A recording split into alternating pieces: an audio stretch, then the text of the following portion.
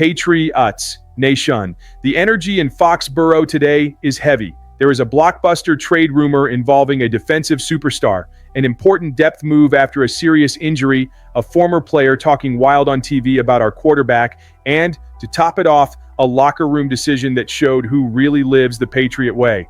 All of this ties directly into the future of this season and the respect this team is earning back. You are not going to believe what we have today. So get settled, drop a like, and let's dive straight into the news. Stay with me through this video. Let's start with a rumor that has the fan base split between pure excitement and total anxiety.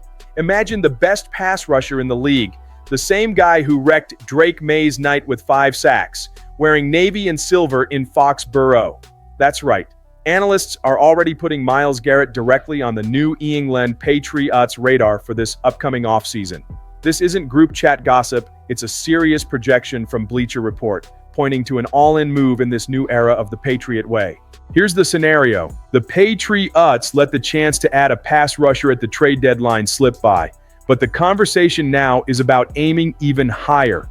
The proposed deal would send to the Cleveland Browns nothing less than 2 first-round picks and 2 third-rounders between 2026 and 2027. That is a massive package, the kind of price a team pays not just to be competitive, but to take over the conference again. Would you pay that price to see Garrett terrorizing quarterbacks at Gillette Stadium through 2031? Because that's what is on the table. His contract is locked in for several more years and the impact would be immediate and deep. We're talking about a defender who changes game plans, keeps offensive coordinators awake at night, takes pressure off the secondary, and even helps the offense because he completely changes the rhythm of games. Picture this guy lining up in a defense that is already starting to take on Mike Vrabel's identity, turning third downs into pure horror for any opponent. Now, the other side of the coin, giving up 4 premium picks on a roster that is still being rebuilt. That's less ammo to fortify the offensive line, add weapons for Drake May, and build depth across multiple positions. It's the classic dilemma. Push all your chips in for a ready-made superstar or keep building patiently through the draft. One thing is certain, if the Patriots really go after this kind of move, the message to the rest of the league becomes crystal clear. The just trying to be competitive again phase is over. The new message is simple. New England wants to chase rings again and soon. And while we dream about a monster anchoring our defensive front, there is also a quiet but crucial reshaping happening at the bottom of the roster. While we're debating this dream of landing a monster for the defensive line, there is another move that quietly says a lot about how the Patriots are preparing for what's coming. When a starter goes down, that's when you find out who really has a long-term plan and who is just patching holes.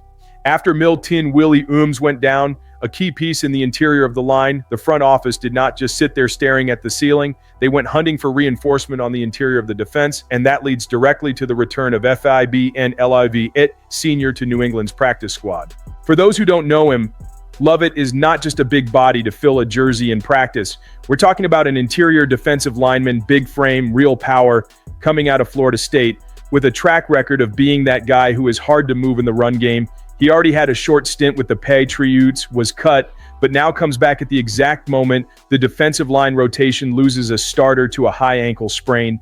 That's not a coincidence. That is surgical adjustment. It's Vrabel and this staff understanding that if you don't control the line of scrimmage, you're not going anywhere in January.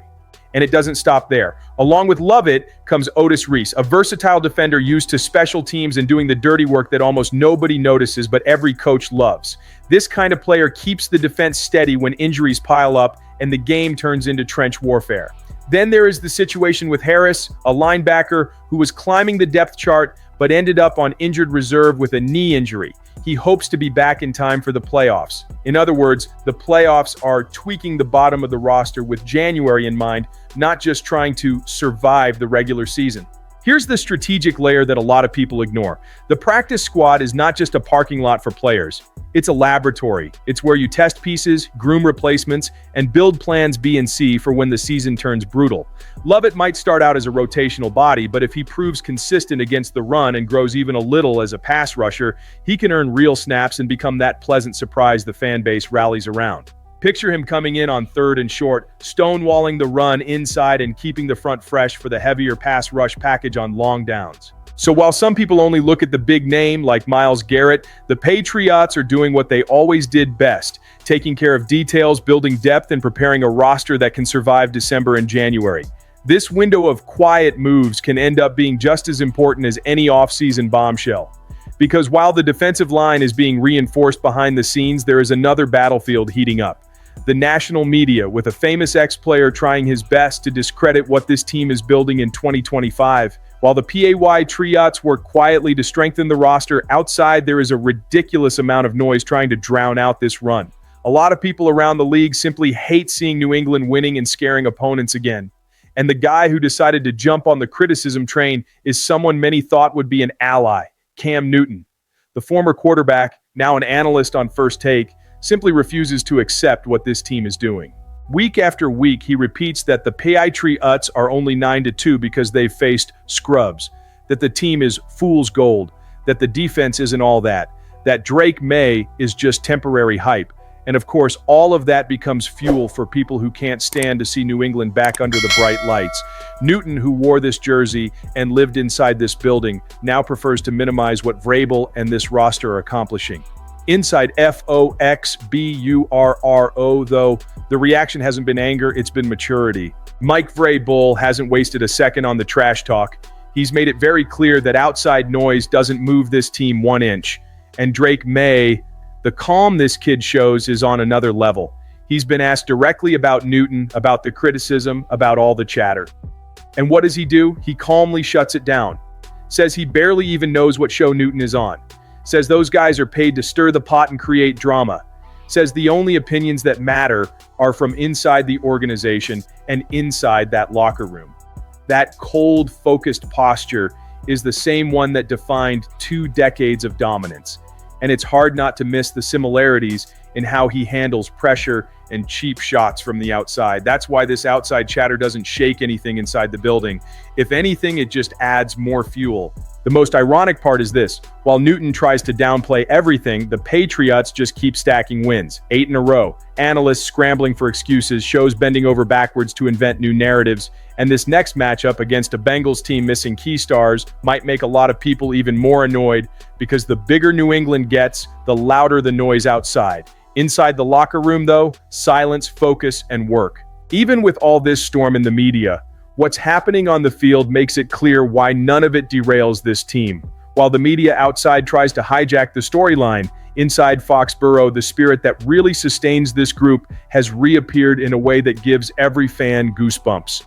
It's not a touchdown, it's not a blockbuster trade, it's not some fiery press conference, it's culture, it's identity, it's the kind of choice that reveals who is actually committed to winning in January. And it all started with something simple: cold. Temperatures dropping, icy wind rolling in, bodies begging for shelter. Mike Vrabel, experienced, knowing the team had just come back from the Florida heat, offered the easy road: practice indoors, save some wear and tear, stay comfortable. But the locker room had a different answer, a firm chorus: we're practicing outside, we're embracing the cold, we're going to feel what's waiting for us in December, in January, in playoff football at Gillette Stadium. That moment, which may fly under the radar for anyone just glancing at box scores, says more about who the Patriots are becoming than any single highlight.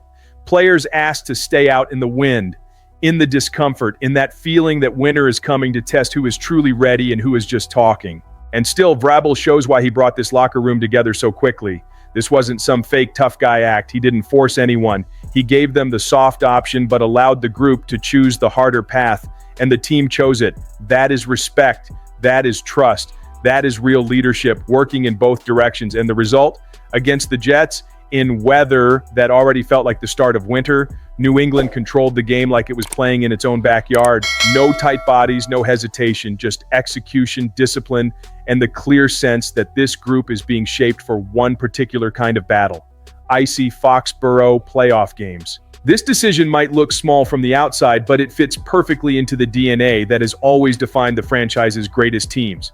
Players hardening themselves for what's coming, without whining, without searching for excuses, without looking for shortcuts. That is the Patriot way being reborn in the details. And when you combine that with the winning streak, with Drake May's poise, with the defense's evolution, and with a culture that keeps getting stronger, it's impossible not to see that something bigger is being built.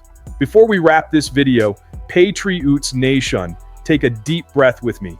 After everything we went through today, a massive rumor, strategic roster moves, a former player stirring controversy, and a powerful culture moment, it's clear this team is going through a transformation that goes beyond the scoreboard. Patriots Nation, after all of this, it's impossible not to feel that something special is being reborn in Foxborough. A potential blockbuster move for the pass rush, key depth pieces arriving at just the right time, a quarterback who doesn't flinch at criticism, and a locker room choosing the harder road to get ready for January. Every piece matters, and every decision shapes a team that is sick of hearing doubts and ready to prove it on the field. I want to hear from you. How far can this roster go? Drop a like, share your thoughts in the comments, and subscribe so you don't miss a thing.